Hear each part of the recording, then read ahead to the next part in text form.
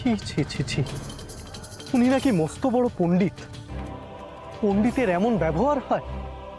শুনেছি প্রকৃত পণ্ডিত হন যারা, তারা নাকি বড় মনের মানুষ হন, প্রকৃত গুণের কদর জানেন, আর আর অন্যদের অন্যদের এইভাবে অসম্মান করেন না। উনি দেখছি ঠিক উল্টো, ওনার দেখছি চিৎকার করাই স্বভাব। যা বলেছো দিনু দাদা, লোকনাথ এত ছোট, ওকেই নাকি হারাতে যায়। বলে এমন বিদ্যার দরকার কি যেখানে ছোট ছেলেকে হারিয়ে নিজের বিদ্যে জাহির করতে হয়? তোমাকেও বলিহারি লোকনাথ, তুমি রাজি হলে কেন? এত সূর্য চন্দ্র তো এক আকাশে বিরাজ করে না লোকনাথ। হে লোকনাথ, চুপ করে আছিস কেন? বল কি করবি? অত মস্ত বড় পণ্ডিত যদি কঠিন কঠিন প্রশ্ন করে, সব পথে কঠিন রেবেনি। ভুলে গেলি গুরুদেব কি বলেন?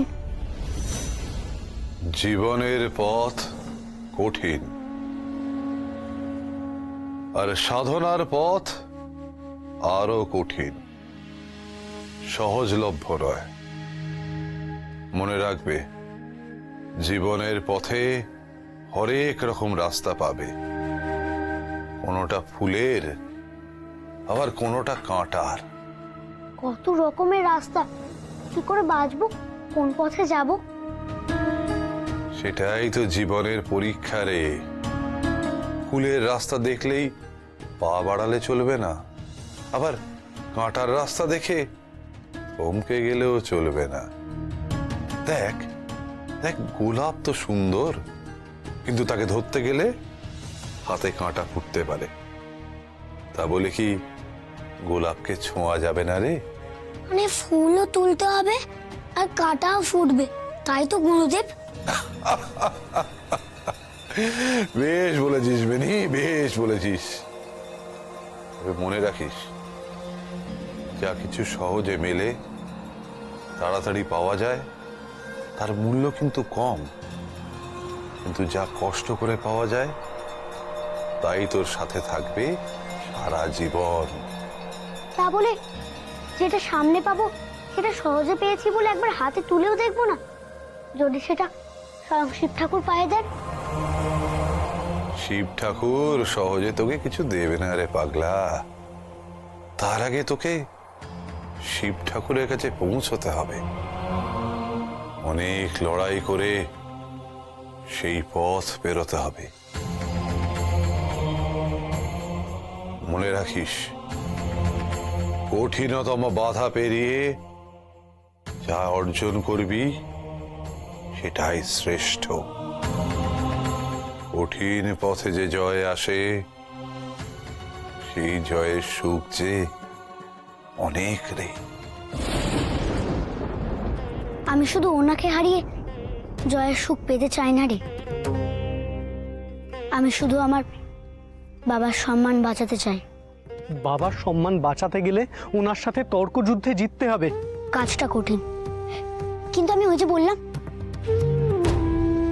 গুরুদেব বলেন কঠিন পথে জয় পাওয়া কষ্টের, কিন্তু কষ্টের মধ্যে দিয়ে পাওয়া জয় চিরকালের হয়। আমি জানি ওনার সঙ্গে তর্কযুদ্ধে জিততে হলে অনেক কষ্ট করতে হবে, কিন্তু উনি কত কিছু জানেন, সব ওনার পড়া। হঠাৎ উনি কোন পুঁথি থেকে কি জিজ্ঞেস করে বসেন, আমাকে তো কখনো পুঁথি শক্তি দেয়নি রে। আমি তো কখনো পুঁথিই পড়িনি, কিন্তু আমি এটা জানি স্বয়ং দেবাদিদেব মহাদেব আমাকে পথ দেখিয়ে দেবেন। চলো, আর এসব নিয়ে ভেবে লাভ নেই, বরং বাবাকে গিয়ে খবরটা দিই। চলো দিন দাদা, চলো। হুজুর, আরে নাই মশাইজি, আসুন আসুন। তা তর্ক পঞ্চানন মাসে রাজি হয়েছেন তো? মানে আমি যে অনুরোধটা করেছিলাম। হ্যাঁ হুজুর, উনি রাজি হয়েছেন, কিন্তু কিন্তু কিন্তু আবার কি? কিন্তু হুজুর, উনি একটা শর্ত দিয়েছেন। শর্ত? হ্যাঁ, শর্ত।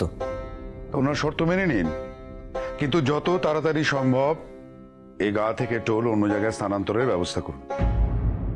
হুজুর, দয়া করে আগে ওনার শর্তর কথাটা যদি শোনেন তা।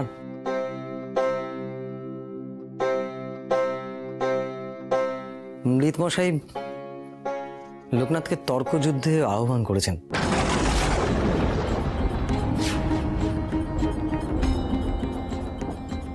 মানে কি? লোকনাথের সঙ্গে তর্কযুদ্ধ? হ্যাঁ মা, পণ্ডিত মশাই বলেছেন উনি যদি হারেন তাহলে এই গা ছেড়ে চলে যাবেন, কিন্তু কিন্তু লোকনাথ যদি হারে তবে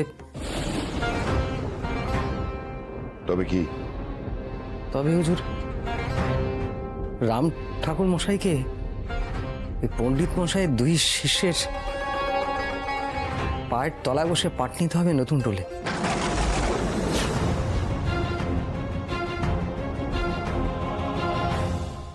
আপনি কি বলছেন কি না? আপনি সেখানে উপস্থিত ছিলেন, আপনি বাধা দিতে পারলেন না? আরে লড়াই যে অসম। অত বড় একজন পণ্ডিত, উনি লড়বেন লোকনাথের মতো একটা বাচ্চার সঙ্গে? হ্যাঁ মা, মা আমি সে চেষ্টা করেছিলাম, কিন্তু লোকনাথ নিজেই রাজি হয়েছে এই তর্কযুদ্ধে। লোকনাথ তো পুজোর মন্ত্রও জানে না, পুঁথি পাঠও করেনি কোনোদিন। কি করে রাজি হলো এমন তর্কযুদ্ধে? হয়তো বাবার সম্মান রক্ষা করার জন্য। হুজুর, হুজুর এখন তো এই তর্কযুদ্ধের আয়োজন করা ছাড়া আর তো কোনো উপায় নেই, নাহলে তো রাম ঠাকুর মশাই আর লোকনাথের বড়ই। না না মশাই, এই পণ্ডিত মানুষটিকে সৎ ব্রাহ্মণ ভেবে আগেই আমি ভুল করেছি, আর কোনো মতেই তাকে প্রশ্রয় দেওয়া চলে না। এ তর্কযুদ্ধ হবে না নায়ব মশাই। কিন্তু বেশ বুঝতে পারছি এই এক প্রকার ছল করে ঠাকুর মশাইকে অপমান করার শামিল। আপনি দয়া করে কিছু একটা করুন, তা না হলে যা গোটা গায়ের সামনে ঠাকুরমশাই আর লোকনাথের মাথা হেট হয়ে যাবে। তুমি চিন্তা করো না, ঠাকুর মশাই আমাদের কুলগুরু, তাকে অপমান করা মানে আমাকে অপমান করা। আমি এখনই লোকনাথের কাছে যাব, এই তর্কযুদ্ধ থেকে লোকনাথকে বিরত করতেই হবে। আমিও যাব আপনার সঙ্গে। নায়েব মশাই, আপনি দয়া করে পালকি তৈরি করুন, আমরা এখনই যাব লোকনাথের ওখানে, এখনই। কি বলছিস রে লোকনাথ? তুই তর্কযুদ্ধে নামবি, তাও আবার ওই পণ্ডিত তর্ক পঞ্চাননের সঙ্গে? হ্যাঁ রে লোকনাথ, তুই তো বাবা পুঁথি টুথি সেভাবে কোনোদিনই পড়িসনি, তুই পারবি ওনার সঙ্গে। আর তাছাড়া তোর বাবাই তো বলছিলেন উনি নাকি মস্ত বড় পণ্ডিত। শুধু কি তাই কমলা, ওনার মতো মহা তার্কিক খুব কম আছে গো। আরে বাবা, তুই কেন এসব করতে গেলি বলতো? আমার যে আর কোনো উপায় ছিল না বাবা, আমাকে এই লড়াই করতেই হতো, নাহলে উনি যে তোমাকে ছোট করছিলেন।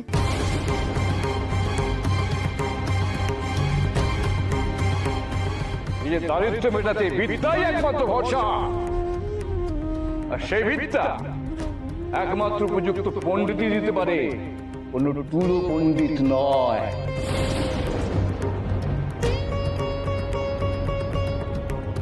তোমার বাবা তো কিছু করে উঠতে পারলেন না, তুমি যদি শিক্ষা পেয়ে দাঁড়াতে পারো, সন্তান হিসেবে তোমার তো কিছু কর্ম থাকে।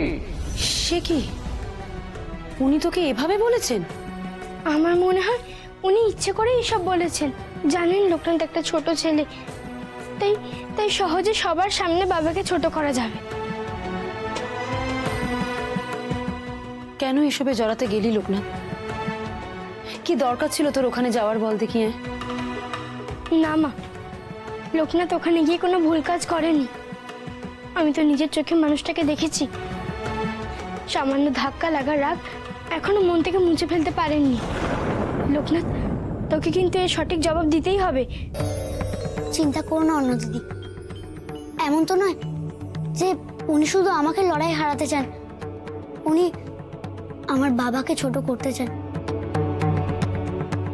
বাবার সম্মান যে আমাকে বাঁচাতেই হবে।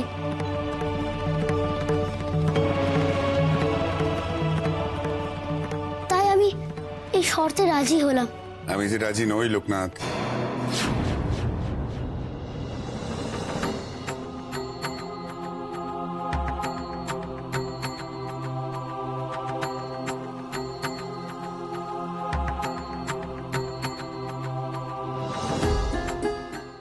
বাবা, এই অসম তর্ক যুদ্ধে আমি কোনো মতেই রাজি নই।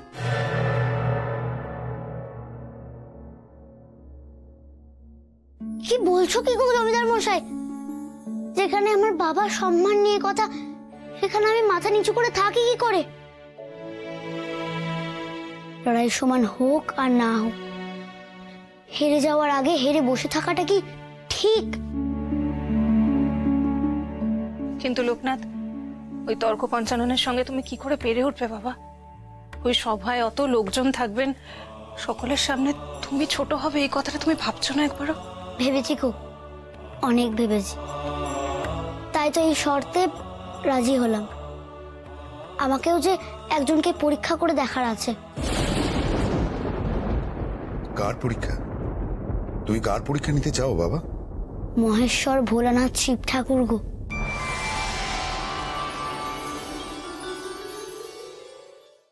সবাই তো বলে ওনার আশীর্বাদ সবসময় আমার সাথেই থাকে। তবে দেখি এমন পরিস্থিতিতে উনি সত্যি আমার সাথে থাকেন কিনা। আমাকে যে এও জানতে হবে ঈশ্বর আসলে কার, সৎ না অসতের, ভালো না খারাপের। আমি তো নিজে থেকে এমন লড়াই করতে চাইনি, আমাকে তো এই লড়াইয়ে নামতে বাধ্য করা হয়েছে। তবে আমার সাথে ঈশ্বর থাকেন কিনা সেটাও তো আমাকে জানতে হবে। এসব কি বলছে লোকনাথ? হঠাৎ করে কত বড় হয়ে গেল যেন। আমার ছেলেটা তো এই সেদিনও এইটুকু ছিল, এমন বড়দের মতো ভাবতে শিখলো কি করে? এ কি আমাদের সেই লোকনাথ যে মাঠে ঘাটে ঘুরে বেড়াতো, খেলে বেড়াতো, আমার কাছে এসে মন্ডা চাইতো? এত দায়িত্ব কবে থেকে নিতে শিখলো? চোখের সামনে বড় হয়ে গেল ছেলেটা। কাকি, জমিদার মশাইকে বোঝাও না গো, যেন আমাকে অনুমতি দেয়। আমি তো কারোর ক্ষতি করতে চাইছি না।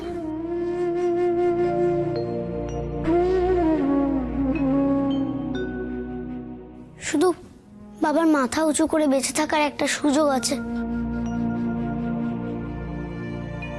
সেই সম্মানের কথা ভেবেই না হয়। কি করছো বাবা? ওঠো বাবা, তুমি ব্রাহ্মণ সন্তান। ব্রাহ্মণ সন্তান হয়ে আমাদের মতো কারোর পা ছোঁয়া তোমার উচিত নয় বাবা। তোমরাও তো বাপ মা গো। এই গায়ের এতগুলো মানুষের কাছে তোমরাই তো করে তাদের বাপ মা। আশীর্বাদ করো যেন দর্পহারি হতে পারি। আমি ঠাকুরের কাছে মানত করব লোকনাথ,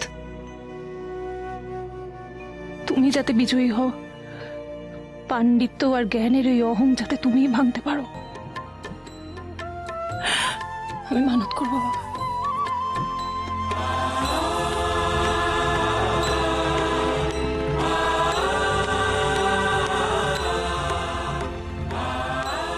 থাক থাক বাবা, থাক।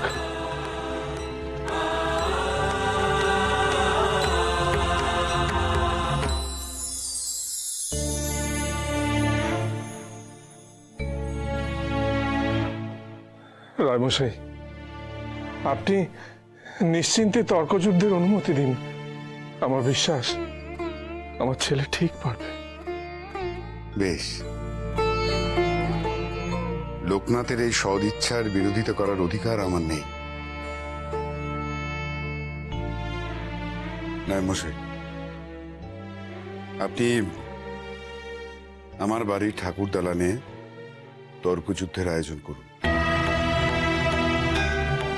আর তর্ক পঞ্চানন মশাইকে খবর দিন, আর গায়ের সবাইকে বলবেন যেন উপস্থিত থাকে।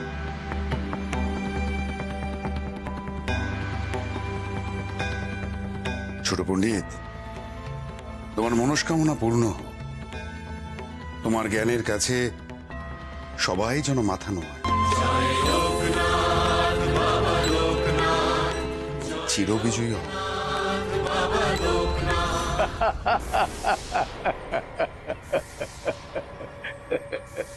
এই গায়ে দেখছি সকলের মাথায় একটি ভূত চেপে বসে আছে, লোকনাথ। তবে চিন্তা নেই। জমিদার মশাই যখন তর্কের অনুমতি দিয়েই দিলেন, তাহলে ও ভূত আমি নামিয়েই ছাড়বো। তবে ওই কথাই রইল, জমিদার বাড়িতেই এই সভার আয়োজন করা হয়েছে। গায়ে প্রচার কাজও শুরু করতে বলেছি, শুধু যথা সময়ে আপনাদের উপস্থিতি কাম্য। ঠিক আছে, যথা সময়ে আমি উপস্থিত থাকবো। তবে হ্যাঁ, জমিদার মশাইকে কিন্তু শর্তের কথাটা মনে করিয়ে দেবেন। শর্ত লঙ্ঘন করা কিন্তু চলবে না। হ্যাঁ, বেশ, আমি সেই খবর জানিয়ে দেবো। তবে এখন আমি আসি।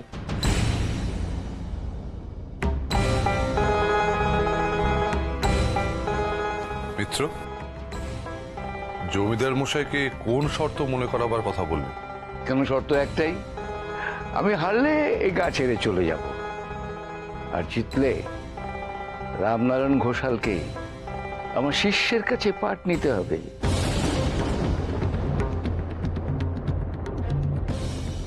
তুমি কি শর্তের কথা বলেছ মিত্র? হ্যাঁ, তুমি কি রাগে হিতাহিত জ্ঞান শূন্য হলে নাকি? কিভাবে এমন শর্ত আরোপ করলে? আমার জ্ঞান, আমার বিদ্যা কষ্টার্জিত, অর্জিত জ্ঞান আমার অহংকার, তাতে কেউ কালির দাগ লেপে দেবে, এই আমি মানতে পারবো না মিত্র। মিত্র, তুমি বোধহয় ভুলে গেছো, জ্ঞান, বিদ্যা, পাণ্ডিত্য এগুলো অহংকারকে নিয়ন্ত্রণ করে, তাকে মন থেকে সমূলে উৎপাটন করে, আর তুমি তাকে প্রশ্রয় দিচ্ছ। এমন আচরণ কোনো পণ্ডিতের শোভা পায় না মিত্র, এ তো পাণ্ডিত্যের অপমান। অপমান অহংকারকে প্রশ্রয় দেয় মিত্র। ওরে লোকনাথ আমাকে অপমান করেছে, যদি ক্ষমা চাইতো সেটা একটা অন্য কথা, কিন্তু ওই বালক আমার কাছে ক্ষমা চাইবার সৌজন্যটুকু দেখায়নি, তাই তাকে শিক্ষাদানের কারণে আমার এই শর্ত। শিক্ষাদান আমিও করি মিত্র, শুধু এই গায়ে কেন, আশেপাশের প্রত্যেক গায়ে আমার ছাত্র ও শিষ্যরা আছে, কিন্তু শিক্ষাদানের এমন ভয়ানক পদ্ধতির ব্যবহার আমাকে কোনোদিন করতে হয়নি। তাছাড়া রাম, লোকনাথ এদেরকে আমি চিনি, জানিও, এরা কোনোদিন নিজেদেরকে তোমার সমকক্ষ বলে দাবি করেনি মিত্র। তাহলে তুমি কেন উঠে পড়ে লেগেছো তাদের মাথা নিচু করাবার জন্য? কর্মফল মিত্র, কর্মফল, লোকনাথের পাপের কর্মফল। উপযুক্ত শাস্তি দিয়েই ওর পিতার মাথা নত করাবো। ওরা তোমার ছাত্র না? কালকে সবাই উপস্থিত থেকো শিষ্যের হারটা দেখার জন্য। চলে মিত্র।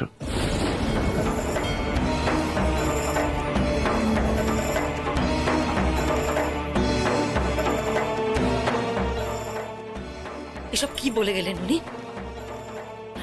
আপনি চুপ করে আছেন কেন? দেখুন, এখনো সময় আছে, লোকনাথকে আটকান, তাহলে কাল যদি কোনো অনর্থ হয়। অনর্থ যদি ঘটেও সর্বমঙ্গলা, তাতে আজ যাই হোক লোকনাথের মানের কোনো খর্ব হবে না, আমি এইটুকু বলতে পারি। হ্যাঁ, আমি লোকনাথকে বাধা দিতেই পারি, কিন্তু দেব না। কেন জানো? আমি দেখাতে চাই যে পিতার সম্মান রক্ষা করার জন্য শুধু বিদ্যে নয়, জেদ আর অদম্য সাহসেরও প্রয়োজন আছে, সেটা লোকনাথের আছে।